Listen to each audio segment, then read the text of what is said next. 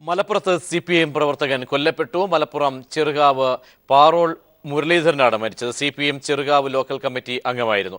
RSS ആക്രമണത്തിൽ ചികിത്സയിലിരിക്കെയാണ് മരണം. വിശദാംശങ്ങളുമായി സിജു കണ്ണൻ ചേരുന്നു. സിജു, വിശദാംശങ്ങൾ. പ്രജീഷ്, മലപ്പുറത്ത് RSS ആക്രമണത്തിൽ പരിക്കേറ്റ് കഴിഞ്ഞ ഒരു വർഷത്തിലേറെയായി ചികിത്സയിലായിരുന്ന CPM പ്രവർത്തകനാണ് മരിച്ചത്. മലപ്പുറം ചെറുകാവ് പാറോൾ സ്വദേശിയായ മുരളീധരനാണ് മരിച്ചത്. Muraleedharan Cherukavu CPM local committee അംഗം കൂടിയാണ്. 2015 നവംബർ 29-നാണ് പുതുക്കോട് വെച്ച് RSSന്റെ ആക്രമണം നടന്നത്. പുതുക്കോട് CPM ഓഫീസായ അഴീക്കോടിന് നേരെ RSS പ്രവർത്തകർ ആക്രമണം നടത്തുകയായിരുന്നു.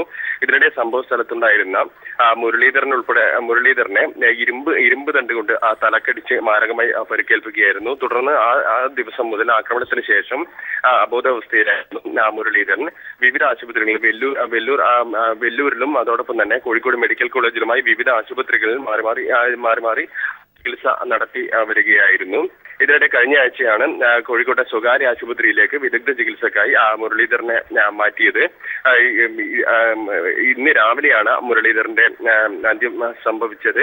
ഈ പ്രദേശത്ത് RSS പ്രവർത്തകർ നിരന്തരമായി നടത്തി വന്നിരുന്ന ആക്രമണത്തിന്റെ ഒരു തുടർച്ചയായാണ് ഈ നവംബർ 2015 നവംബർ 29 ആക്രമണം നടന്നത്. ഈ സംഭവത്തിൽ പ്രതിഷേധിച്ച് CPM പ്രവർത്തകന്റെ മരണത്തിൽ പ്രതിഷേധിച്ചുകൊണ്ട് നാളെ മലപ്പുറത്തെ 2 പഞ്ചായത്തുകളിൽ CPM ഹർത്താലിന് ആഹ്വാനം ചെയ്തിട്ടുണ്ട്.